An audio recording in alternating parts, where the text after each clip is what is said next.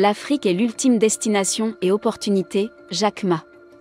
L'année dernière, j'ai effectué mon premier voyage en Afrique. Avant d'arriver en Afrique, je m'inquiétais comme tout le monde. L'Afrique est un continent plein d'opportunités, j'ai été inspirée, je me suis dit qu'à partir de maintenant, chaque année, je viendrai en Afrique pour visiter 3 pays. C'est donc mon deuxième voyage en Afrique. Et j'espère que dans les 10-15 prochaines années, je pourrai visiter 54 pays d'Afrique.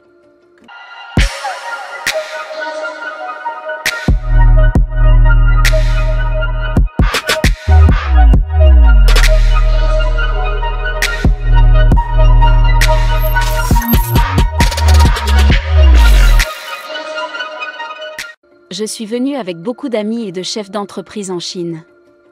Venez ici, ressentez-le. Ce n'est que lorsque vous le sentirez que vous l'aimerez. Lorsque j'ai quitté l'Afrique l'année dernière, j'ai eu le sentiment que quelque chose devait être fait, beaucoup de choses pouvaient être faites. Il n'y a pas d'endroit dans le monde où il n'y a pas de province, n'est-ce pas? Oui, l'Afrique est pauvre, il n'y a pas de richesse, mais j'ai l'impression qu'il y a la meilleure richesse des êtres humains ici, il y a un air magnifique, un ciel bleu, la nature et les animaux sauvages. J'aimerais pouvoir rester ici pendant 20 jours, pendant une année entière. J'ai visité l'Éthiopie, le Botswana et Salzbourg cette fois-ci, et nous commençons déjà à planifier les pays que nous voulons visiter l'année prochaine. Les gens disent que l'Afrique est trop vieille, mais je pense que ce continent est peuplé de jeunes. Je pense que cette terre est pleine de chance, pleine d'opportunités, plein de rêves en tant qu'entrepreneur et en tant qu'autre personne. L'Afrique d'aujourd'hui est bien meilleure qu'il y a 19 ans, lorsque nous avons lancé Alibaba, la vitesse était si mauvaise à l'époque où nous utilisions l'Internet. Vous savez, lorsque j'ai lancé mon entreprise en 1994, Internet n'existait pas et la Chine n'était pas connectée à Internet le jour où je l'ai enregistré. 3 mois plus tard, la Chine était connectée à l'Internet. Alors, pour prouver que je n'étais pas un menteur, j'ai invité les gens de la télévision à venir dans mon appartement. Nous avons attendu 2 ou 3 heures pour télécharger la première page d'accueil. Et c'était vrai, à l'époque, personne ne croyait à Internet, personne ne croyait au commerce électronique, personne ne croyait que la Chine aurait un commerce électronique, pas de logistique, pas de carte de crédit, la même question que les gens vous posent aujourd'hui. Comment les sociétés Internet africaines peuvent-elles faire du commerce électronique, avec une carte de crédit, une logistique, sans soutien gouvernemental, sans tout? C'est là que réside l'opportunité. En tant qu'entrepreneurs, nous ne nous plaignons jamais. Nous faisons en sorte que les autres se plaignent. Nous faisons en sorte que nos concurrents se plaignent. Nous ne pleurons jamais parce que si pleurer peut résoudre les problèmes, nous faisions pleurer les concurrents. Nous faisons pleurer ceux qui ne croient pas en nos rêves. Dans mon appartement, lorsque nous avions démarré 18 fondateurs et que nous visions, nous avions un rêve que nous disions, nous voulions faire en sorte de devenir les 10 premières entreprises d'Internet ou les 10 premiers sites web dans le monde.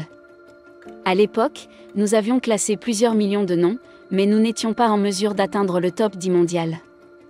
Nous voulions faire perdre 102 ans à cette entreprise, et nous ne savions pas où serait notre salaire à la prochaine bouchée.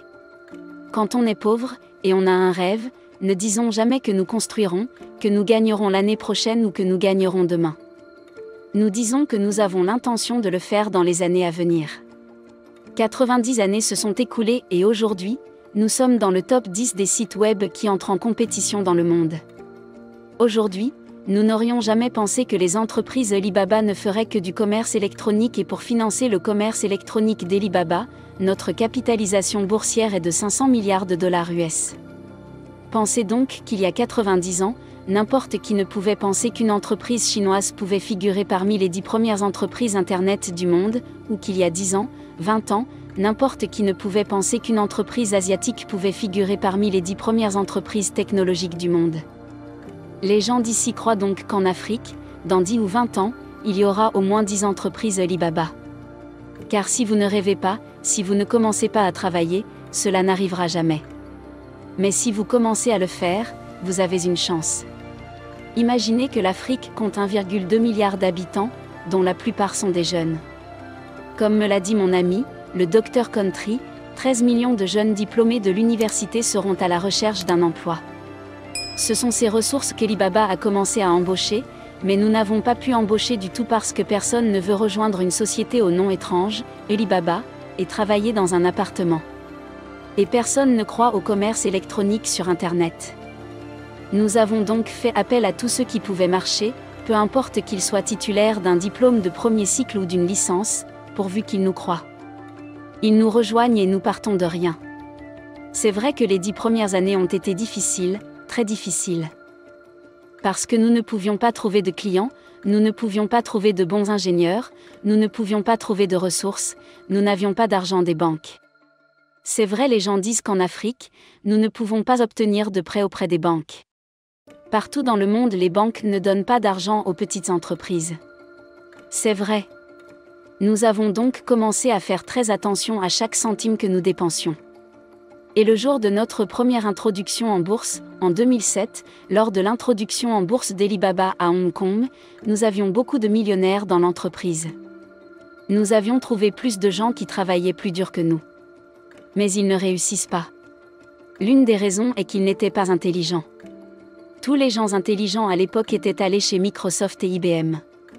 Nous croyons en nous-mêmes, nous croyons en notre rêve et nous travaillons ensemble. Je suis la personne de plus de 30 ans que les entreprises ne veulent pas rencontrer. Nous avions donc l'habitude d'être rejetés.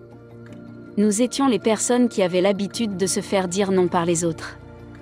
Alors pourquoi les gens devraient-ils vous aider ? Il est très rare que les veuillent vous aider, c'est inhabituel, les gens ne vous aident pas et c'est très courant. Vous devez travailler pour gagner de l'aide. Alors, pour encourager mes 817 fondateurs, et tous ceux qui nous ont rejoints, j'ai dit que nos concurrents étaient très forts, et je leur disais que notre concurrent à l'époque était eBay. Alors, si nous pouvions réussir, 80% des jeunes Chinois dans le monde peuvent aussi le faire. Nous croyons que nous travaillons beaucoup pour réaliser nos rêves, mais d'autres ne travaillent pas dur, beaucoup travaillent dur, mais ils n'ont pas de rêve. Les entrepreneurs doivent avoir du travail et des rêves. C'est ainsi que nous pouvons gagner. Ne pensez pas à votre propre pays. Pensez à toute l'Afrique, pensez à toute la route. Si vous ne pensez qu'à votre propre pays, il n'y a pas de différence entre votre pays et votre village. L'Internet relie tous les pays. Et cette continuité est très simple. Les gens sont très complets, je pense que c'est très simple, si vous n'êtes pas allé en Europe, vous savez à quel point c'est compliqué. Vous savez, la sécurité, la protection de la vie privée et tout ça, avant que les affaires ne soient faites, commence à mettre beaucoup de règles et de lois ici. Le plus difficile, c'est de convaincre les gens qui réussissent. Les gens qui réussissent vous disent de ne pas faire ceci, de ne pas faire cela, vous savez, nous avons fait l'expérience de ceci et de cela, nous sommes des gens, nous voulons réussir, nous voulons créer l'avenir, nous voulons faire quelque chose en quoi nous croyons. Je pense donc qu'il est très important pour l'Afrique de créer davantage d'emplois. Et la meilleure façon de créer des emplois est d'encourager les petites entreprises, la meilleure façon de créer des emplois est de faire confiance aux jeunes. Nous devrions, dans tous les pays du monde, encourager les start-up, et non les grandes entreprises, à bénéficier de bonnes conditions, notamment fiscales parce que ces grandes entreprises, elles n'ont pas besoin de cela, nous, les start-up, nous en avons besoin. Si vous prenez un texte minuscule de ces petites start-up, c'est comme si vous preniez la viande des pattes d'un moustique. Vous tuez les autres, vous ne survivez pas. Il y a donc dans ce monde tant de conditions idéales pour les grandes entreprises. Il est temps de mettre en place des politiques pour les start-up, pour les jeunes entreprises. Et encourageons également tous les entrepreneurs qui veulent créer une entreprise à ne pas penser qu'ils réussiront le mois prochain ou l'année prochaine. Pensez plutôt à au moins 5 ans car si quelque chose peut réussir le mois prochain, pourquoi avez-vous un père riche ? Vous n'avez pas besoin d'être une start-up. Et d'ailleurs, ne vous découragez pas parce que vous avez un diplôme médiocre, vous savez, que vous êtes diplômé d'une université médiocre ou d'une éducation médiocre, ne vous inquiétez pas pour cela. Donc, en tant qu'entrepreneur, vous devez avoir une stratégie pour les entrepreneurs, les stratégies, le temps de 10 ans vous êtes en concurrence avec les autres personnes, la vision, le monde sera là. En tant qu'entrepreneur, posez-vous toujours 3 questions. Qu'est-ce que vous avez ? Que voulez-vous ? Et à quoi allez-vous renoncer ? La seule chose, c'est que vous avez un rêve, vous croyez que vous avez une équipe. Et je crois que vous avez le mot temps pour travailler dur. Et que voulez-vous ? Qu'est-ce que vous voulez ? Avez-vous des dettes? Que veulent les clients? Quel est le problème de la société? Quel est le problème de vos clients, de votre équipe? Réfléchissez à ce que vous avez, à ce que vous voulez et à ce à quoi vous renoncez. Beaucoup d'hommes d'affaires n'ont jamais appris à se concentrer, et si votre start-up a appris à se concentrer sur une bonne chose, n'est-ce pas?